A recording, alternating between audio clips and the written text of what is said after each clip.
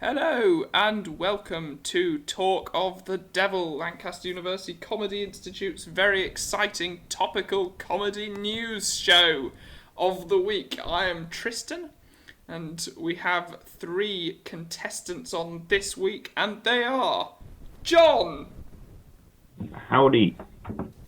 Cam, Hello there. and Jim. Hello. So, those are our 3 contestants. They're not very talkative this week, it seems. But they will be competing for points and prizes. What are the prizes this week? We have a severed hand. That's the prize. So, I don't know where I found it, but that's what you're competing for. And we will... I know, it's very exciting. Have any of you ever had a severed hand before?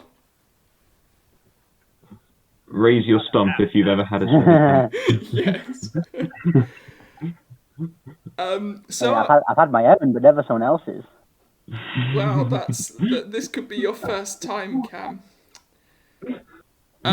So, I don't know what I else remember. about- I remember when one of us couldn't remember our lines in Dead Men Tell No Jokes sketch show rehearsals, and Cameron just whipped out a machete in rage and just sliced it straight off. But yes, sorry, go on. Dead Man Tell No Jokes. Available on YouTube at Lucy YouTube channel. It's on there. and Oh, yeah. many other things. LUCI. Shameless plug. I didn't even. Jim, Sorry, go on, Jim, Tristan. you're a bit quiet there. Can you speak again, Jim? I'm speaking again. Groovy. That's fine, to be honest. We'll just carry on. Okay, so our first round is true or false. True. I will read out a headline and a bit of an article, and you will decide whether it's a real 100% true article that I found or a nonsense article that I made up. So, our first article is this. 85-year-old 5-story building in Shanghai walks to a new location. An 85-year-old 5-story building in Shanghai was lifted off the ground and moved 200 feet away to prevent it from demolition. China, in its latest efforts to preserve historic monuments, made a nearly century-old primary school building in Shanghai in the eastern Huangpu district walk to a safe distance. Using new technology dubbed the walking machine, where supports act like robotic legs, the school building inched laboriously along, one tiny step at a time. In the walking machine, robotic legs are distributed into 2 groups. One moves up, whereas the other moves down. There are sensors attached that help govern the position of specific structural components at a given time, allowing for the building to move forward.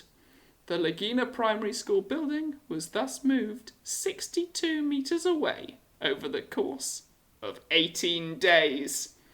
Is this true? God. It sounds amazing. Why And- use and- legs and not wheels?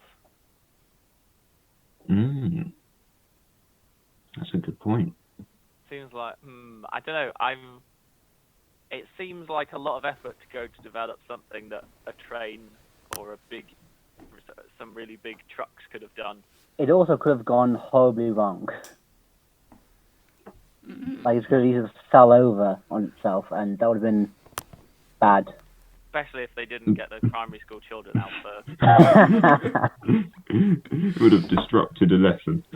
Should have got the kids to carry it. Piece by piece, and then build a new one.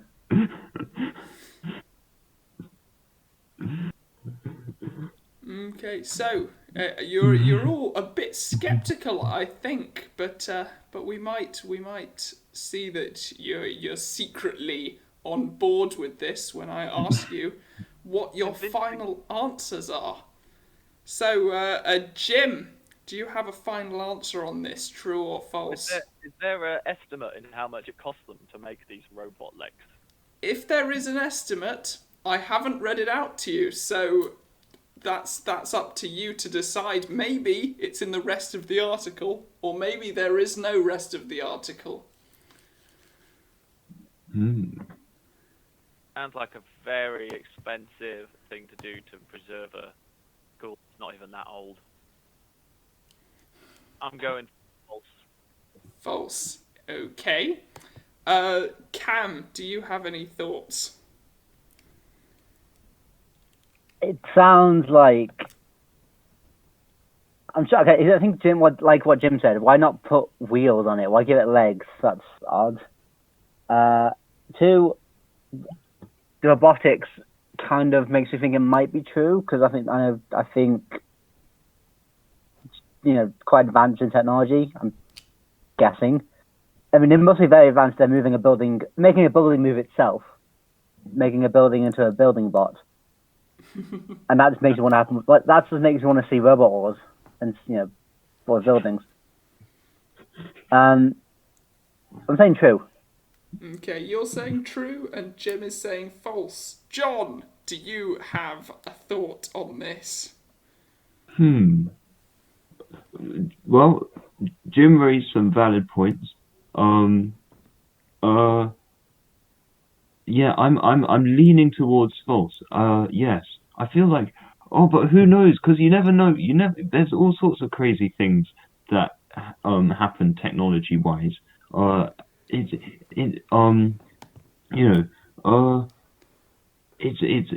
very much torn. But I'm going to go. Oh, actually, screw it. I'm going to go with true because it's a cool story and I like it. So yes. Okay, so John, you've gone with true because you just want it to be true. Cam has gone with true on the powers of deduction, thinking that robots are pretty cool and nowadays. technology. Yes.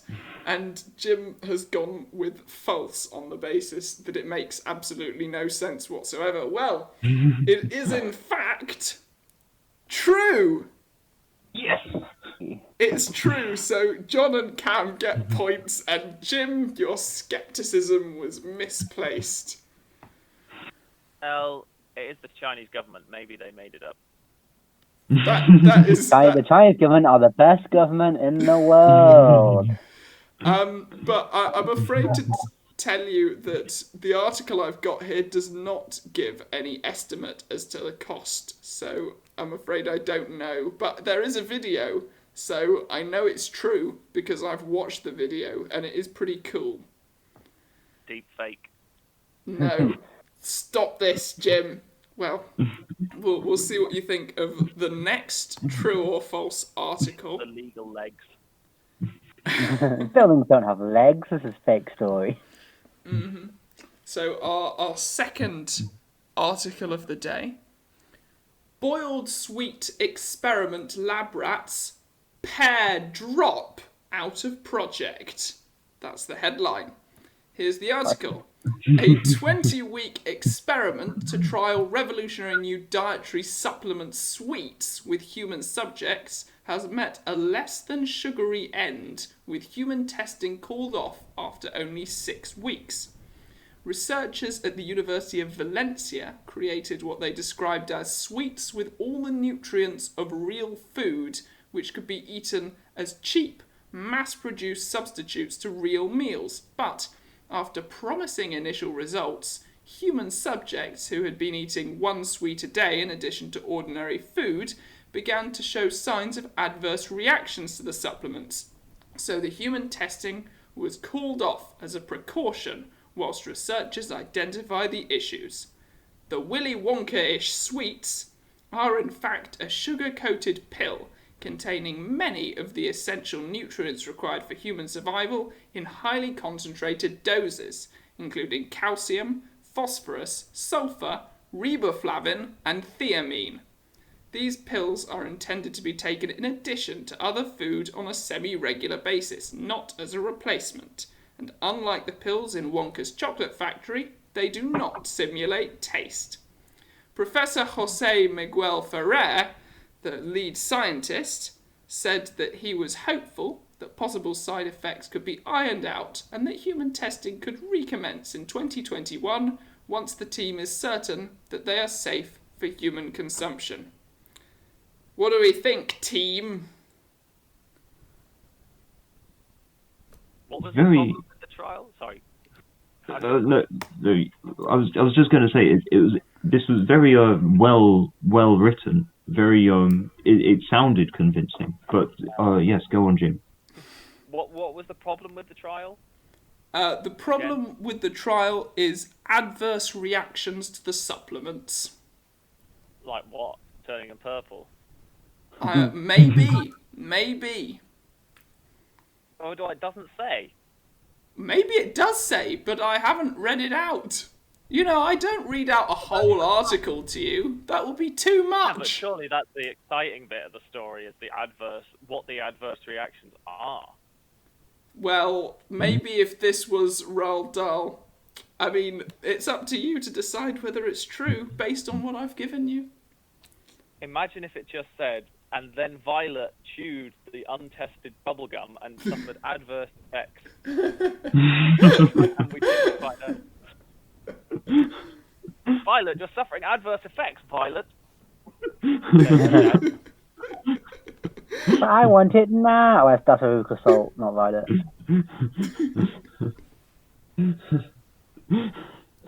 Is it like sad how it killed people? Or infancy or something? I mean, it does say as a precaution, so who knows? I'm assuming nobody died, unless I made it up, in which case It you can accidentally assume vaccinated. whatever. So Miracle pill accidentally vaccinates against COVID-19. that would be good. That would be They nice. hastily dropped it so they could change the remit of their whole operation. Cam, do you have any thoughts? What was the scientist's name again? Professor Jose Miguel Ferrer. Okay.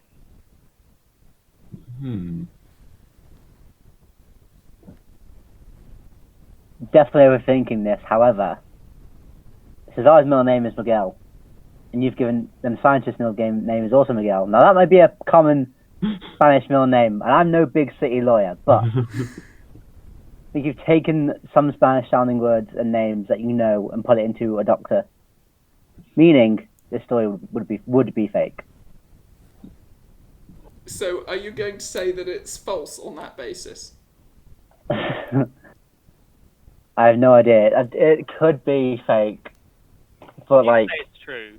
So you say it's false, because I'm going to say it's true. And then okay, I'll say it's false.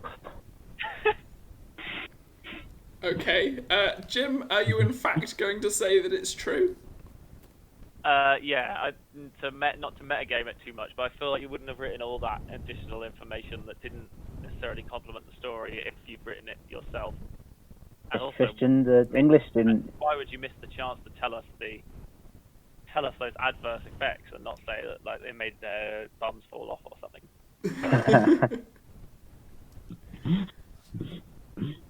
That would have been a twist to Charlie and the Chocolate Factory. It would have been. John, what are you thinking? Oh gosh, I'm leaning towards true, because also not to metagame it too much, but I feel like it's just very well written again. So yes, true. Okay. Yes. So, John, you're going with true because it's well written. Jim, you're going with true because it's not well written enough. And No, because it's boring. okay, because it's boring. Oh. And I hope I haven't insulted you. and Cam is going with false because the professor name sounds too made up. Okay. It is in fact false. I made it up. I made it up, and I thought it would sound too unrealistic if I went into the adverse reactions, though I didn't. for those of you wondering Comedy about... show, Tristan. Sorry? It's funny show. Well, Comedy show. yeah, well... Could have made their nose sing a song. Well, now you've said that, so that's in the show now. The funny is now here. You've used what I've given you as a springboard for comedy. That's what this is all about. It's called funny because it's true, not false. Not bland because it's false. Well, thank you for that.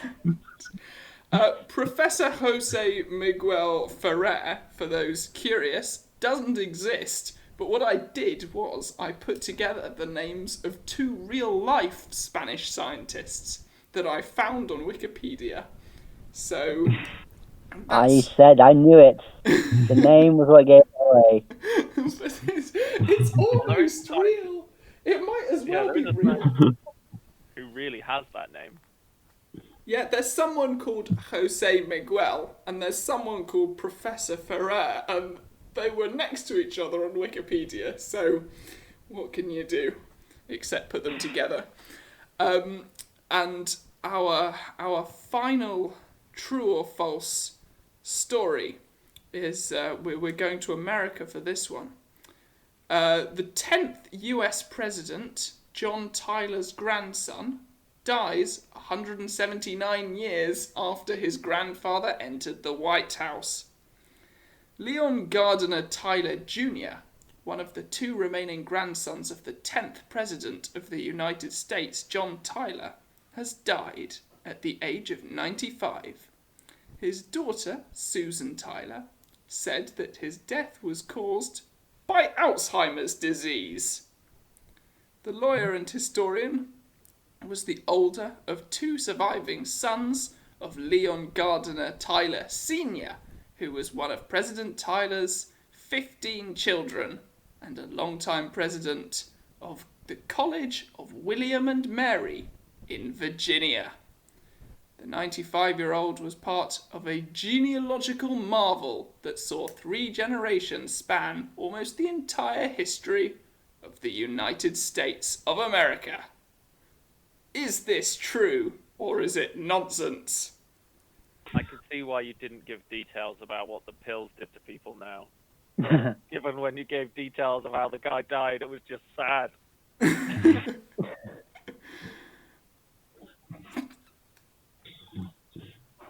I'm leaning towards false because I feel like first off, I feel like people didn't really live that long. Like back in like the 19th century, I feel like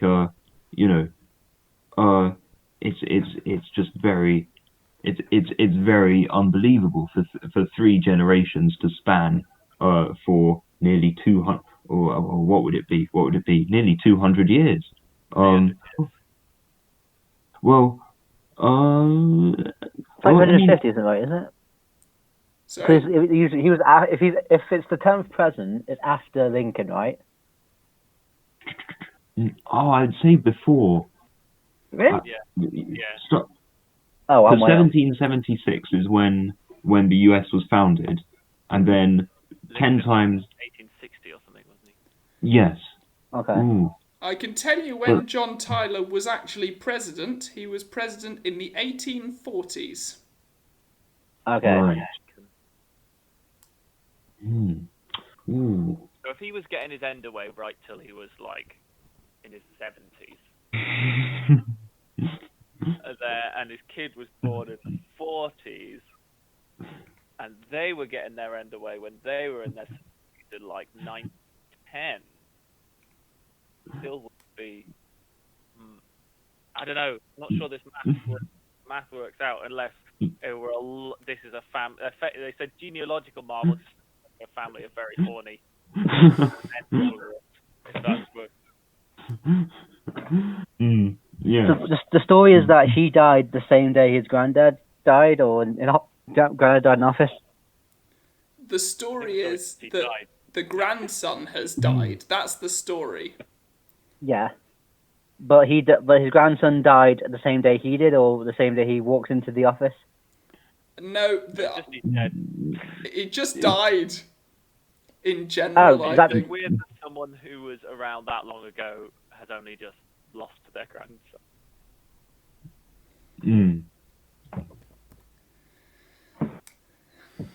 So you've broken this down, you've done some maths, and now I'm going to ask you for the moment of truth. Is it true that President John Tyler's grandson has just died, or is this nonsense that I made up? I'm saying true because people do die. People do And die. and it is 2020, which has seen. Yeah, so I'm saying because of those two things, it's true. Okay, so Cam, you're saying it's true because 2020. John, do you have any thoughts?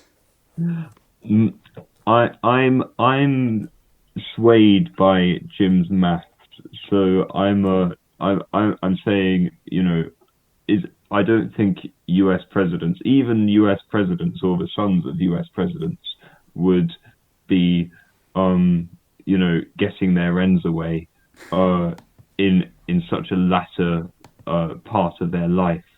So yes, I feel like it's just too much to ask for 3 generations to span such a long time. So yes, I'm going to say false. Okay, and Jim, what do you think? I've been wrong twice, but I just feel like the only bit of evidence that I can work on is numbers seem dubious. So I'm gonna say false. I wonder if maybe it's like a story from 20 years ago or something. Okay, so Cam, you've said it's true, and John and Jim, you've both gone with false. It is in fact true. I'm on a roll. It's true. Yeah. President John Tyler's one of his grandsons has died in the last month. His other grandson is still alive. There's still a living Tyler grandson. So this is pretty dramatic. I mean, he was 95, the one who's just died. I think the other one's about 92 or 93. Their father was born in 19... sorry. So they were born... He was born in 1925. So his father was born late in President Tyler's life, but President Tyler lived until 1862. So although he served in the 1840s, there was another 20 years that you could have added onto your maths there. But you didn't think of that, did you? You that fools. still depends on some very old men having children. Well, it's true. It happened. So there you go. Yeah. It depends on at least one very old man having children, I feel like. Two very old men had children here. The President Tyler and his son were both really old when they were still going. Wow. Does it say? I can't remember it doesn't say in the article, so I'm afraid I don't have the exact date that President Tyler had his child, but it's still it's pretty remarkable. I think it must have been in the 1860s. But anyways, we're now moving swiftly on. So at this juncture, we have a clear leader. And the clear leader is Cam, with all 3 of the points that have been available so far. And John is trailing behind with 1 point. And Jim. You are not the best at spotting what is true and what is not. You've clearly thrown out the rule book. So we'll move into our first song break soon, but first I have a creative question for you to think about whilst we are having a song break. And that is this. We return to the subject of food pills to replace full meals. Unfortunately, there is no hope in sight of pills that can replace or simulate full meals. However, maybe one day it will be possible to replace entire foodstuffs with pills, rendering the foodstuff redundant.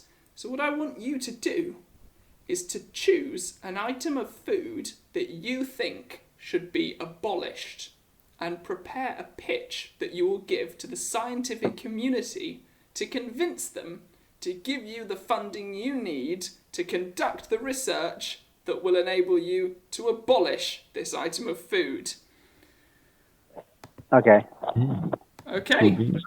So not abolish and replace, just get rid of. Yeah, you're just getting rid of a food, but how are you going to justify it? That's the question. Anyways, Okay. we are now moving to our first song break, and of course our song breaks on Talk of the Devil always link, perhaps closely and perhaps tenuously, to a big news story this week, and you will be guessing what news story it might be. Our first song, that is a clue, and also a really good song, is Fuck You by Lily Allen. So that is what we are going to listen to, and you will think about your creative answers. Cool beans. Cool.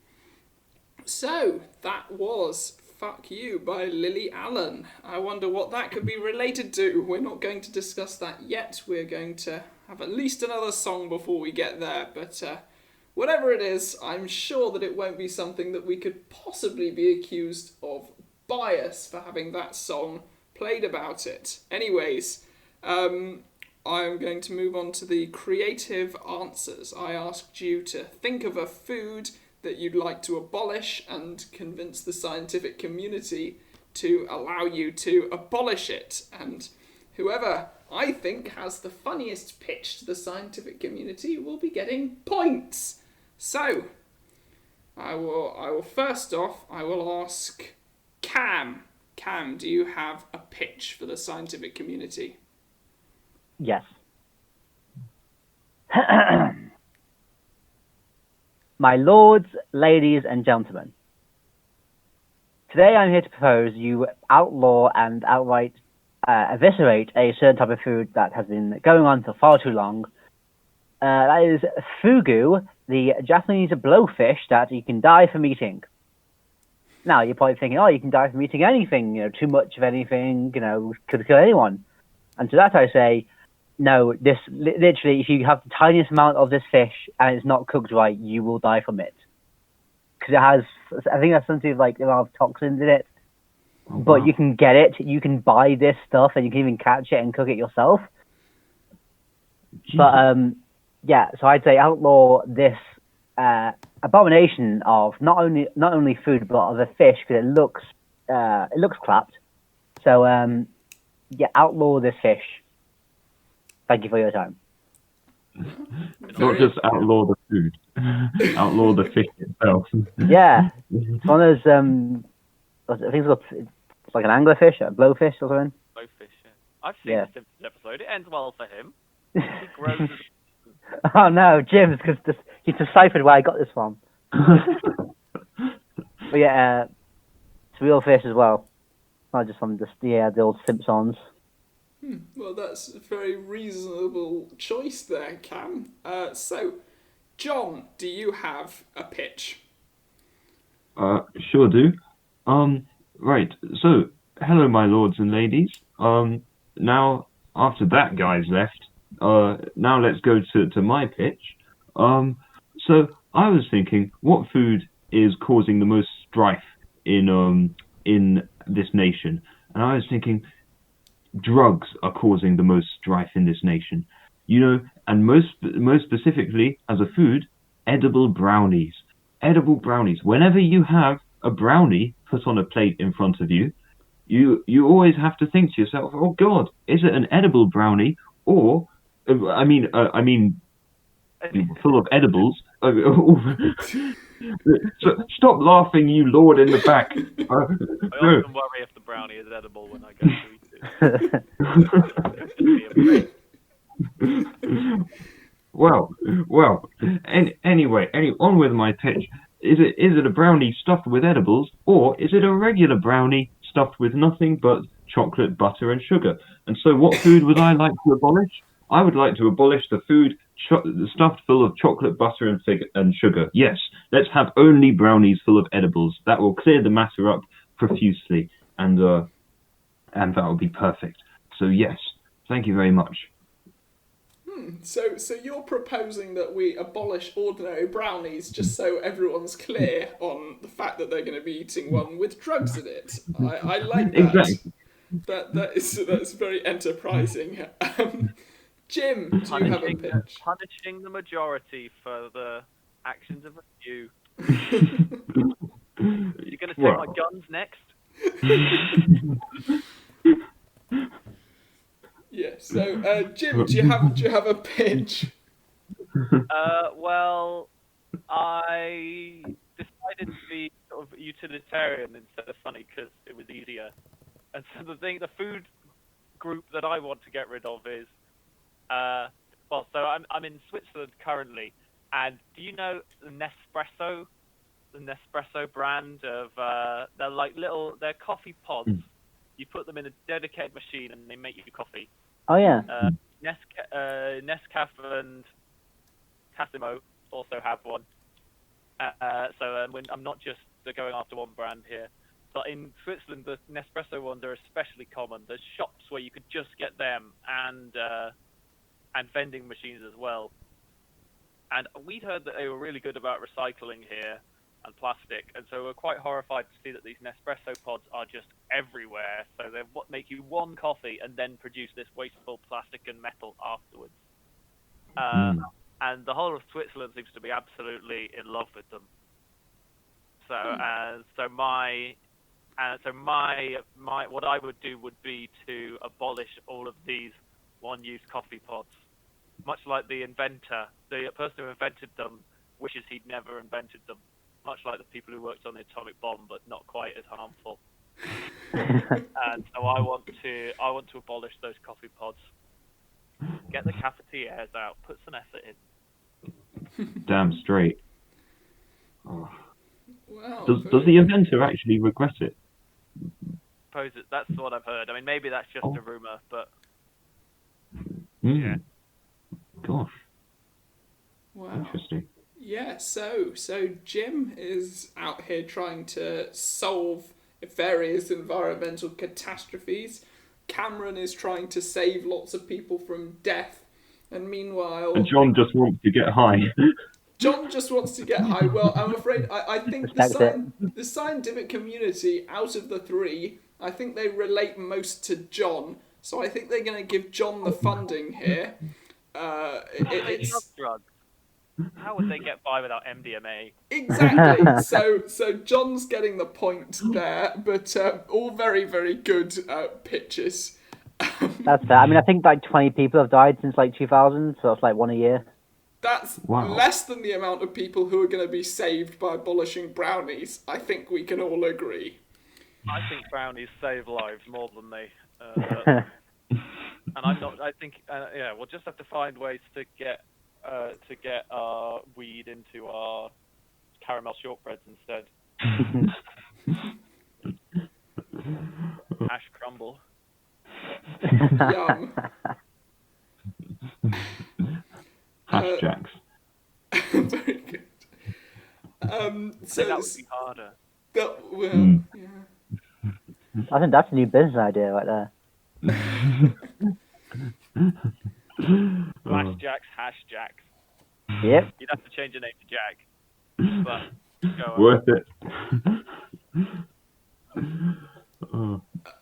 So moving on from that, of course, Lancaster University Comedy Institute does not endorse any of what's just been said by anyone. We're moving on to our second round, which is a round I like to call "The Thing Isn't the Thing. The Thing is the Opposite of the Thing."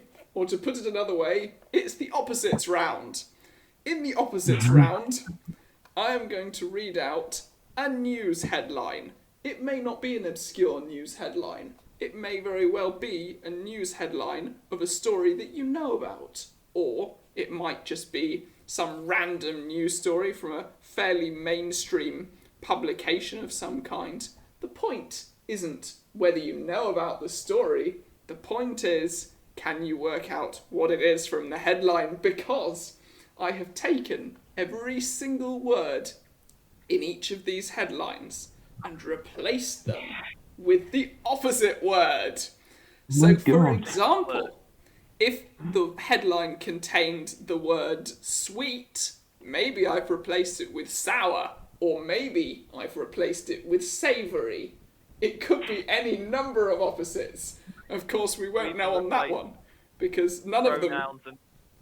Well, that's a good question. Some of the most simple words I've allowed to remain the same in some cases, although actually I don't think I have. I think there's maybe one or two, but overall most of the words are too important to allow to not be replaced. I was about to ask, what about plural nouns? It's like, if a picture of two horses was stolen, is it going to be like two pictures of the same horse were stolen? Like, no, because it's each individual word that I do the opposite for. So in summary, the headlines will make no sense.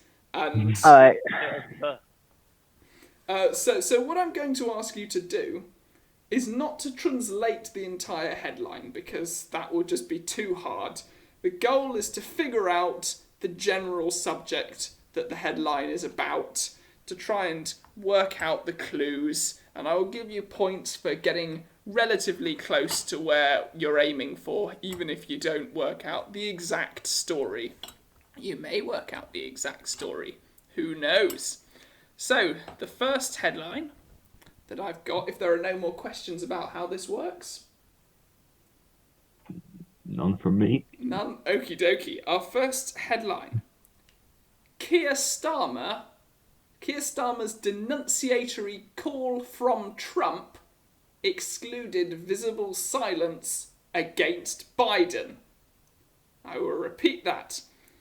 Keir Starmer's denunciatory call from Trump excluded visible silence against Biden. Have you got any thoughts about translating any part of that? Boris Johnson in a call was complimentary about Trump when he spoke to Biden. You are along the right lines, my friend. Boris I'm going to give phoned you at least... Biden congratulating him winning the election. Sorry, Cam?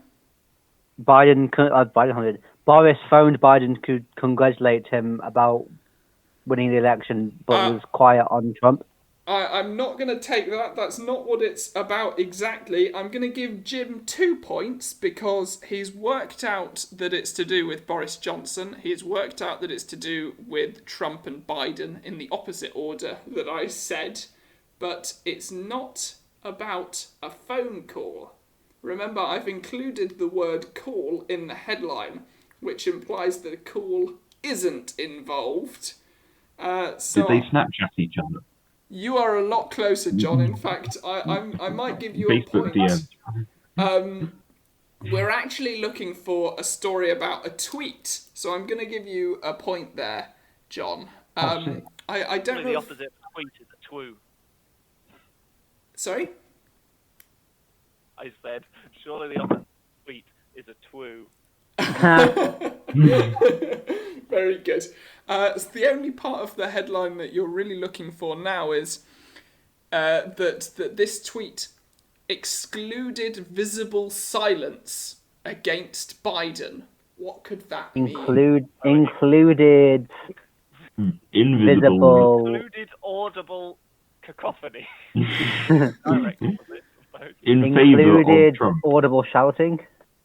Do you know what? I it's not shouting, but I am going to give you a point, Cam, because you've got that it's including and you've got that it's kind of invisible.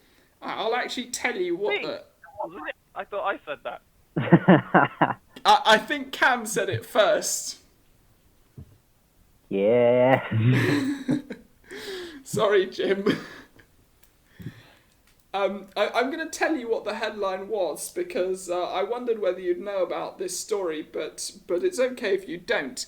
The headline is Boris Johnson's congratulatory tweet to Biden included hidden message for Trump. Have you heard about this at all? No. It's actually really interesting in that if you go on Boris Johnson's Twitter account, and you can still do this because the tweet is still up, he put up a tweet that's got a graphic that says something to the effect of congratulations to Joe Biden and Kamala Harris for winning the election. But if you turn the brightness up and you zoom in, you will discover that there are certain words sort of hidden in the background, as though the final graphic was kind of put on top of another message that was written first. And the words you can see the word Trump, and you can see the word second term. And so if it's true though. If you go on his Twitter, you can see that. So it looks as though Boris Johnson was all ready to congratulate Donald Trump on an election victory, but of course that election victory didn't take place. And you can see it just by turning the brightness up. So it's pretty dramatic stuff. Anyways, yeah. Anyways, why sorry? would an extra layer over the top not completely cover it? It's not like actual paint. I don't know why, Jim. I have a lot of questions myself. I don't know why he couldn't get, proper graphic designers to do proper graphic design, but apparently he can't. Maybe they printed it, or they just printed over it again and then took a photo of it.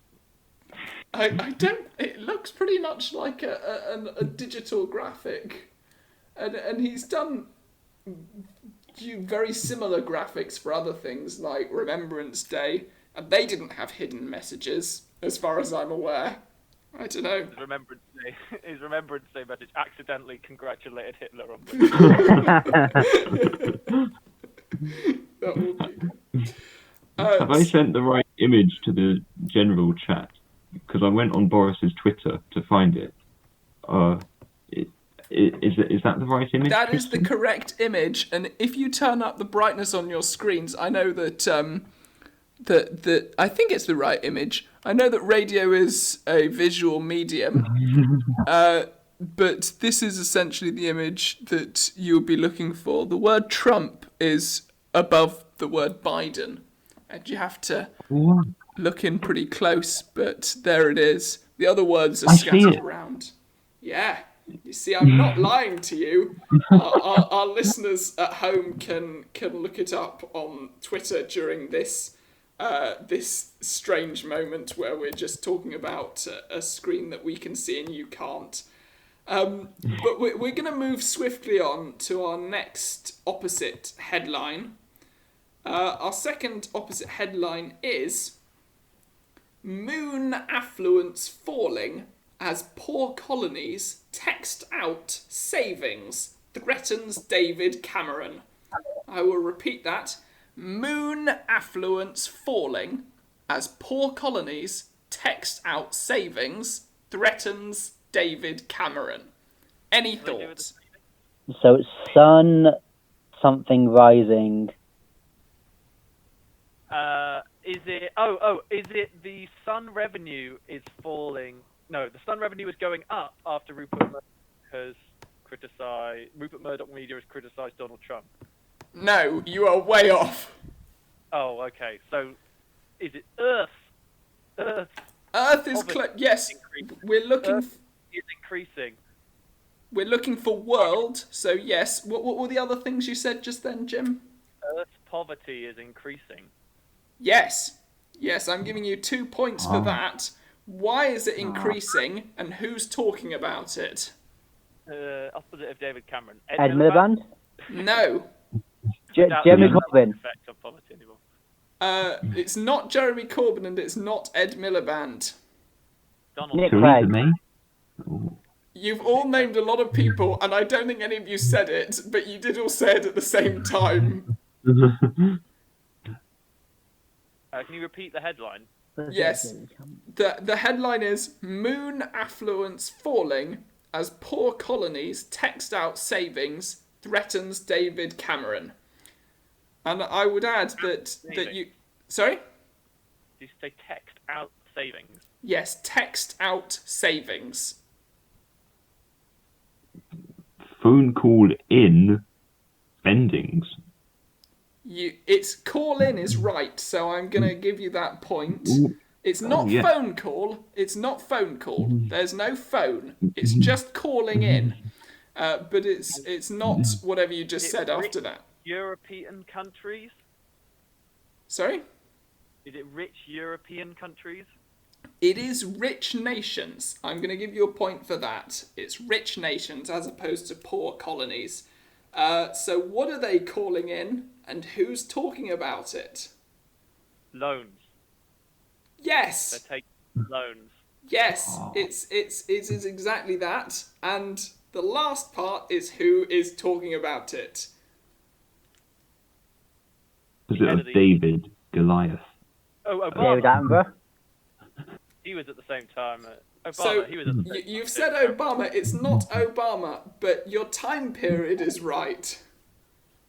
Hillary Clinton. No. Gordon Brown. Yes, Gordon Brown. It was Gordon Brown. Oh. So Gordon Brown, of course, was Prime Minister whilst David Cameron was Leader of the Opposition. So that's why Gordon Brown is the opposite of David Cameron. So the headline is World Poverty Rising as Rich Nations Call in Debt, warns Gordon Brown. So that's what he's been warning. It's not the most exciting headline, but it did let me use the word moon to confuse you. And we've got one final opposite headline. And the final opposite headline is Enemies Breakup Series brought forward from September lies extra. That is, Enemies Breakup Series brought Friends forward... reunited episode brought forward. Yes, it is the Friends reunion. You're quite right. What's happened to it? Delayed, says one of the main stars. Yes, delayed till March, which is the opposite of September. So that is you got that very quickly. Well done. Did I get any points in that one for the? Yeah, Cam and Jim, you both got points there. In fact, this has been a very exciting round of many points, and it's just going to get crazier from here. But Jim started this round with 0 points. Jim is now in the lead with 8 points. Cameron is on 5 and John is on 4. Like I'm an opposite Yes. of myself from earlier. The real opposite was Jim all along. So we're going to go into our second song break very soon, but first I have a creative question for you. The creative question I have is, the stars of Friends are reuniting for a television special next year. If you could bring together any group of people, living or dead, with something noteworthy in common for a live TV special, who would you bring back together or together for the first time, and why? That's what you're going to cogitate upon whilst we listen to our second song, which is The Power by Snap. Cool beans.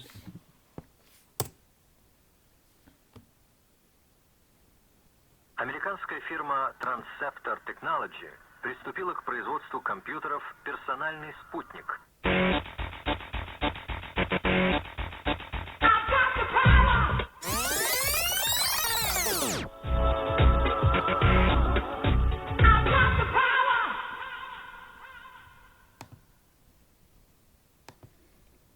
So That was The Power by Snap. Now, what could that possibly be about, I wonder? It doesn't have very many lyrics, so that's something that you might want to think about. Should we write it at the same time in the... You know, I'm gonna wait until the last song, and then you will guess. But I knew it at the start, probably. You knew it at the start. Okay, I'll tell you what. I don't know, but I think we're going to be filling time for a minute or so. So I'm gonna let you guess, even though Cam has mysteriously disappeared, because it might just take up a bit of time whilst he is absent. Either of you can guess. Sorry? I'm wrong. Sounds like you're confident that I'm wrong, so I'm probably not right. I don't know what you're going to say. Well, given I assume you don't like Dominic Cummings, hence the choice of the first one, and he had a lot of power. So I assume the story is... You are right. You are right. I'm afraid, Jim. It is indeed. Yeah, I guessed it before you played the first song. All right. Well, you get a whole 2 points for that. Oh no! Did you know it too? Yeah, well, I'll tell you what, you don't need to worry about Jim being too far ahead because you haven't found out how I'm going to distribute the points in round 3 yet, but it's going to be a hectic one. Oh, wow. So, has Cam returned? Yes, I'm back. Yes, so indeed it was about Dominic Cummings, these songs. So yes, I know that we are completely unbiased here, but some people don't like Dominic Cummings very much. They might say something along the lines of "fuck you" and "your tiny, tiny mind," and pretty much any of the lyrics in that song may be applied in the context of Dominic Cummings if you happen to have a certain opinion of him, which you may not have. Maybe you think he's really cool, and that's it's very allowed. impressive when some members in your own party think you're a complete tool. Yeah. It could be Mr. Boris Johnson singing that song to him, although I doubt it because I think that he may share some of the same opinions as Mr. Cummings. That's just my personal theory. And of course, the power, that's the key thing. It's a bit of a power struggle. But we'll still hear the last song soon when we reach our final song break. You will know how overt that one is from the title. So our creative challenge was to come up with a group of people, living or dead, who you'd like to bring together for a television special. And I'm going to go first to John. John, do you have a group of people who you want to bring together? I do. So I want to bring back the founding fathers of America. From all the way back from 1776, they'd all come back for a television special where they'd perform Alexander Hamilton, the musical, live on TV. But with the real Alexander Hamilton, starting a revolution in rap music. And then they kill all the British at the end of it. So yes, thank you. I would watch that very much. Cam, do you have a group you want to bring together? I would bring back... You say Alive or Dead, right? Yes, it can be anyone alive or dead. Okay. For one night only, I'm bringing back, and I'm not stalling for time, you know what I'm going to bring back? JFK, Abe Lincoln, and I think that's it. Because I want to, there's a lot of questions I got asked JFK about his, because now he's back, he'd be like, oh yeah, all this stuff you need to know, like, if it was a conspiracy, You think And he was in on the conspiracy to kill him? I think he knew about something, that's why he, got killed. So he was like, oh yeah, here's what I knew, that why they may have killed me. Tell me, JFK, were there two shooters? What was your plan? What was your plan there? No, I just feel like, so the CIA, right? Did Whole you know theory. how any? Yeah, like it can disprove a theory. So I feel like I generally don't know anything why they'd want to kill me. Maybe if it was just some guy who didn't like him, then puts to bed a whole decades of like conspiracy theories. And Lincoln, just it has a nice beard. And and Tristan, as a man who also wears a hat, you can appreciate a fine hat, and he had a very iconic hat. Yes, that is true.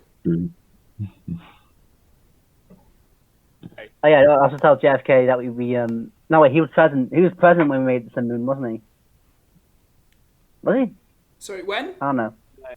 I'd catch JFK up on like everything that's happened. I'd say, so Soviet Union, don't worry about that, mate. It's gone. We beat them to the moon. All this other stuff happened. I basically play for him. We didn't start the fight to catch him up on like different decades of stuff. Very good. I like that. And Jim, do you have a group you want to reunite? Yeah, so I'd bring back the major world leaders from the Second World War to a sort of DVD commentary style play-by-play of the whole thing. You get them in a room, FDR, Churchill, Hitler, Stalin, and the rest. And they'd have to alternate, obviously, because that's quite a lot of people in the same room. But they'd get them in, and they'd talk about their favourite bits. And Hitler would be like, this bit, the Battle of Britain, it's such a good bit in the whole war. It looks like we're going to win right up to that point, and then one little thing changes. I think it's a very powerful moment in the film. And here's where I was about to take over Russia. I made it to Kiev, but then the winter wasn't prepared for the cold. And then Stalin says, I look at the script, and I'm like, hang on, this acting I'm doing. Stalin, is he not the good guy in this war? And I says to me, but Stalin, we are setting this up for the sequel, the Cold War. No one should expect that you will be the villain in the second one. And then I appreciated it, and I absolutely sent people to the Gulag. And then they have an argument about who's the real protagonist of it. Oh, we lost. Sure, it's him. No, I thought we lost somebody. No, we haven't lost anyone. Don't worry. I heard the beep. I think that I think Jim, what you might be looking for is Winston Churchill's autobiography. Also, Charles de Gaulle, he did an autobiography. Maybe that will sate you. Okay, I want them together. Hitler's autobiography is written before the war, so it's not particularly helpful. And it's No, not yeah. I'm not interested. He might steal the floor a bit in the commentary. Are you going to be inviting all the leaders, including of occupied countries and so on? Well, for the 4-disc edition, we'll have multiple commentaries. Like, if you want to hear from the people who designed the sets, then you can. But, you're probably going to just listen to the one with the lead actors. You get Mussolini saying, so I joined him, but then I didn't realise we had to do anything. And you get all the extras on set as well, all like 12 million soldiers.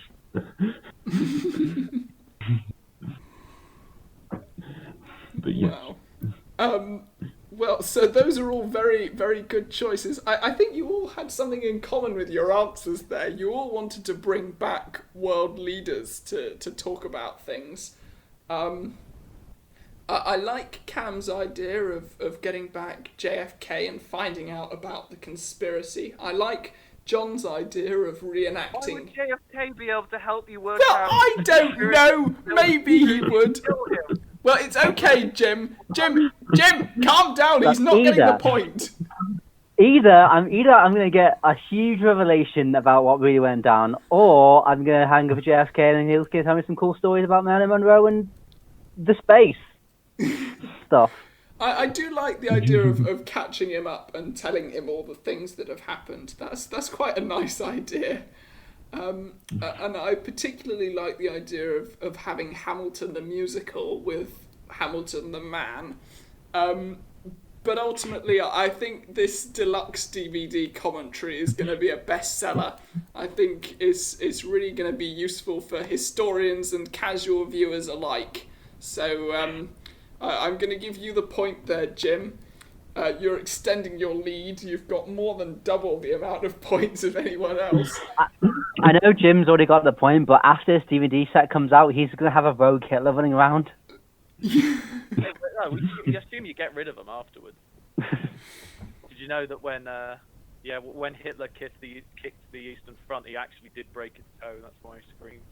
Ah. A bit of trivia there. Wow. So we're heading into our final round now, and this is a round that I'm going to introduce, and then we're going to have a song break before you actually do anything. In this round, each of you will be fighting for a maximum of 15 points. Jesus. May as well not even done anything for the past 2 rounds. Almost as many points as I have. I've been escalating the amount of points available as we go along, and this is the apex of what that is. So our final round is called Writing the News. In Writing the News, you're going to be each given 3 random words or phrases, and you're going to put these phrases together into some kind of news story. So you're going to create a news story that's made up, and you're going to get points based on the news story being believable, written like a news story, funny, and fitting the brief. You're going to have the song break to each come up with your respective news stories, and to decide what words and phrases you have in your brief, you are each going to choose 3 numbers between 1 and 42. That's how many phrases I've got in my big list, 42, because 42 is the best number. Damn straight. Yes. So, John, because you appreciate the number 42. Jim, you can't just put it in the chat and expect me to take you seriously. This is a radio show. John, you are going to have the chance to choose which 3 numbers you would like, and I will assign you your words and phrases based on the numbers. Right, okay. So I'm tempted to just want to spite Jim and go 42, 41, and 40, but I won't. I'll go with 20, 30, and 10. Okay, so John, you are going with 20, 30, and 10, and I will tell you what those are. Number 20 is red wine. Number 30. Right. Number 30 is teenagers these days. And number 10 is necklessness. Not recklessness, necklessness. The absence of having a neck. So that is your brief, and I will remind you of that before we go to the song break.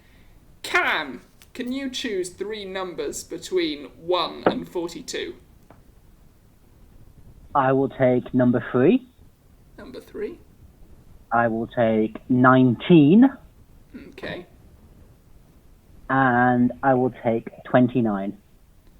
Right. Cam, you have chosen 3, 19, and 29.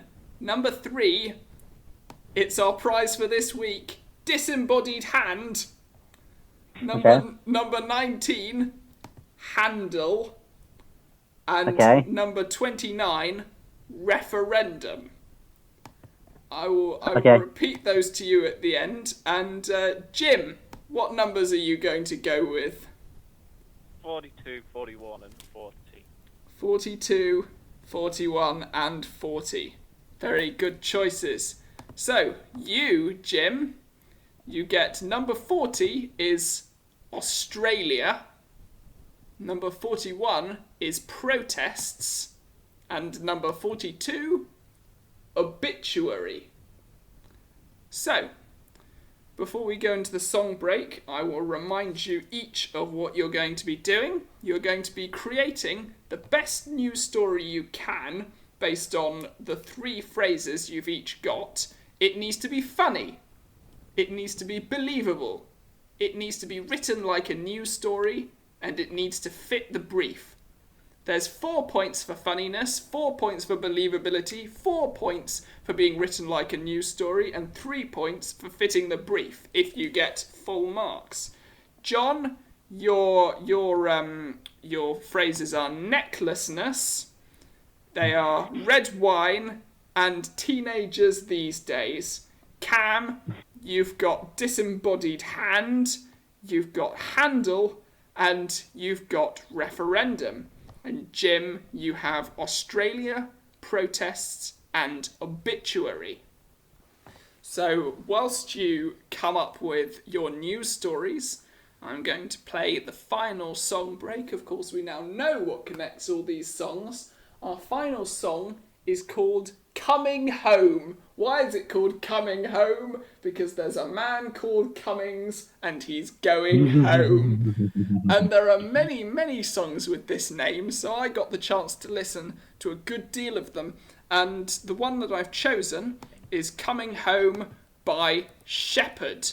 So that is what we're going to hear, hopefully. And I will see you on the other side. Cool beans.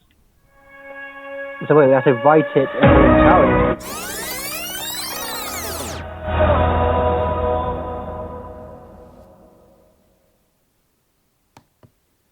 So that was Coming Home by Sheppard. I hope that you've all got some thoughts about how you're going to be presenting your news stories. Of course, they need to be funny, believable, well written, and fitting the brief. I'm going to turn first to Cam. Cam, are you ready with your news story? Cam, I think you're muted. Apparently Oh, not. I'm still muted. Yes, I'm still ready. Lovely. Whenever you're ready. Good afternoon. The time is 5 minutes past 3. We have an update on the upcoming referendum on the disembodied hand that has taken over London and gripped the Big Ben like a handle. This disembodied hand appeared out of the River Thames at 2:05 in the morning on the evening of Friday the 13th. There's still no explanation on where the hand came from. However, Boris has promised a referendum on what to do about the giant hand. The hand being able to grip Big Ben like a handle has shown that it is sentient and can have some cognitive function despite being a disembodied hand. Our life says Cladle, we spoke with Boris earlier, who said it is important that the British public decide what to do about this giant hand, whether or not it can be our friend, or whether or not it can tell us what to do about Brexit or Corona. As to where this had come from, still we have no word. But the voting deadline is December 25th, at which point we will decide whether you want to leave the disembodied hand alone, be fired at the disembodied hand, or 3, make the disembodied hand the new Prime Minister. That's all we have time for, other than next to Talk of the Devil on 87.7 Berwick FM, where the Lancaster University Comedy Institute, Tristan, will be hosting with guests Jon, Kamran, and Jim. Good night. You can't see, but I'm doing the thing where they shuffle papers around and look like they're talking to somebody. That was really very I'm good. in my room. So, Cam, I'm going to be giving you some scoring for that. I'll be Craig Rebel Horde. So, on the brief of funny, you, let me think. Well, out of 4, I'm going to give you 4. Hey, I was expecting 0. No, it was very funny. It feels like satire, and that's good.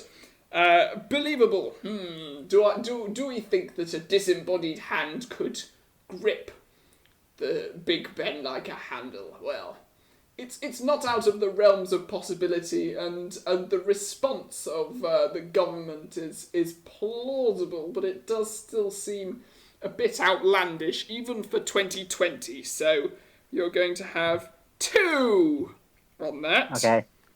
Well written.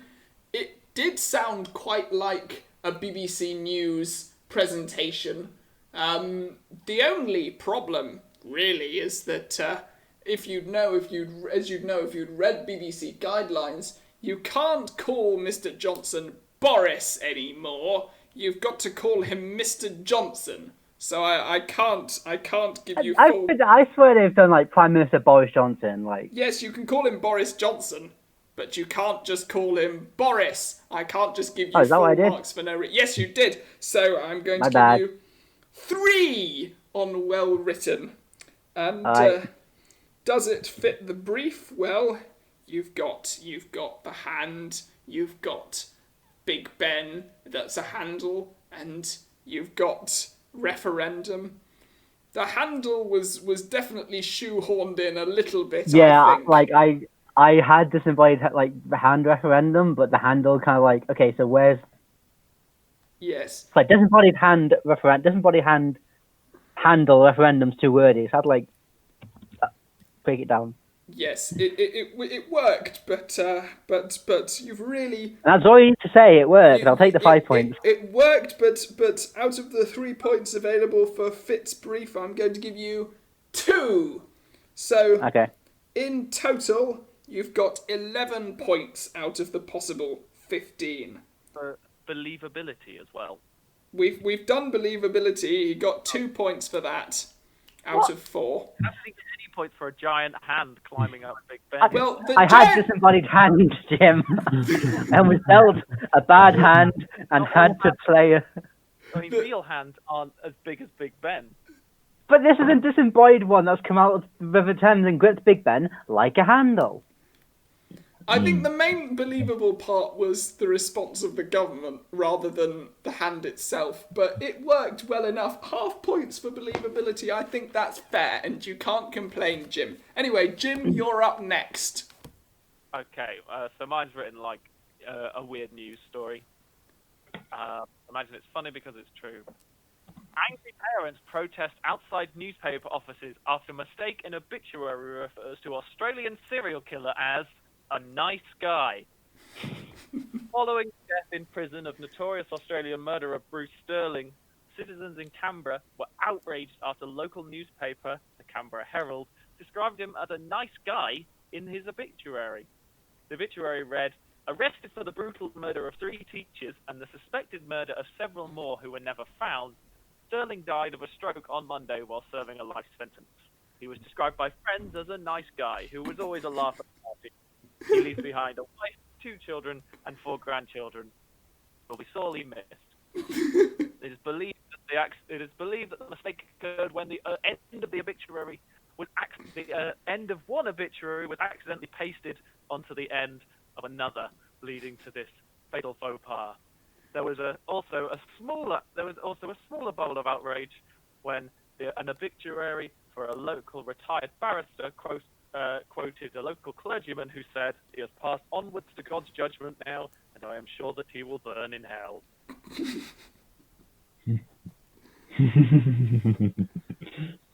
Very, very good. So yes, that does sound pretty much like a local news story, I grant. So was it funny? Well, I think it was quite a funny sort of faux pas, as you put it. So I'm going to give you 3 on funniness. Was it believable? Pretty much. It does sound like the kind of thing that could happen. Apart from the bit at the end, that was starting to push it a little bit. So Excuse me. The first story. Where do you think the nice obituary came from? From another obituary which they confused.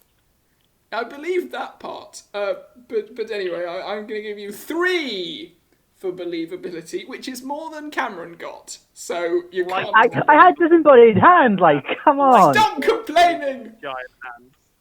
Okay, was it well I'm written? competitive. Was it well written? I'm going to give you 3. And did it fit the brief? I'm going to say yes, it did. You got all the bits in there. So 3.